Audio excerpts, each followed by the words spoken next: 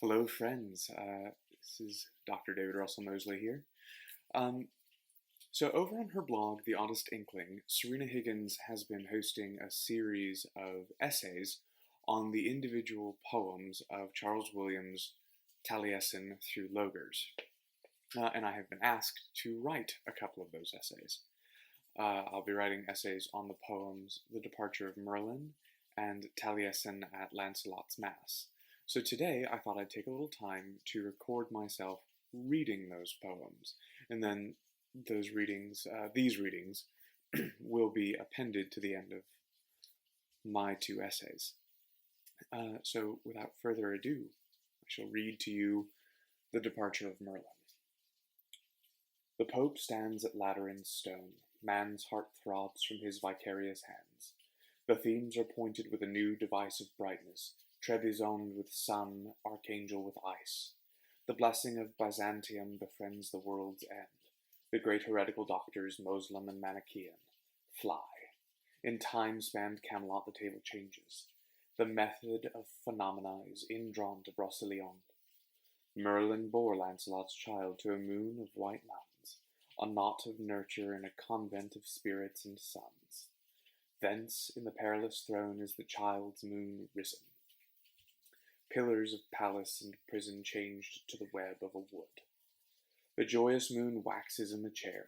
The blessed young sorcerer, a boy and less than a boy, rose and ran, turning on the roads.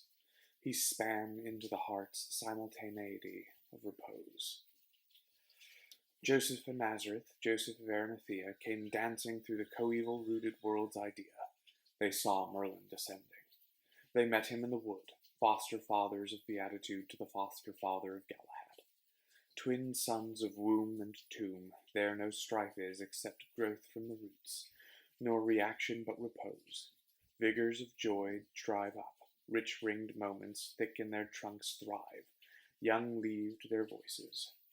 Moons and suns that rose in rites and runes are coming away from sequence, from rules of magic. Here all is cause and all effect. The laws of Merlin's boyhood are unknown in Nimue's wood. I saw from the deck of a galley becalmed in the seas Merlin among the trees. The headless form faded. Throngs of trunks covered the volcanic waters. Only the flat jongs float into alien Polu. The sailors stared at the thick wood. One, ghastly and gaping, despaired of joy. He yelled for horror and leapt from the deck to the phosphorescence, to the wreck of wisdom, the drowned last of love. The purple sail moved in the wind of Broceliande. The sailors sprang to the oars, the sea call sang, bidding tack near and far, infinite and equal, on the visionary ocean track to the port of Byzantium. More than the fable of dryads is troth to the table in the growth of hazel and elm, oak and bamboo. Voice of all moments, cover who hears as he goes, rich-ringed, young-leaved, monstrous trunks rejoice.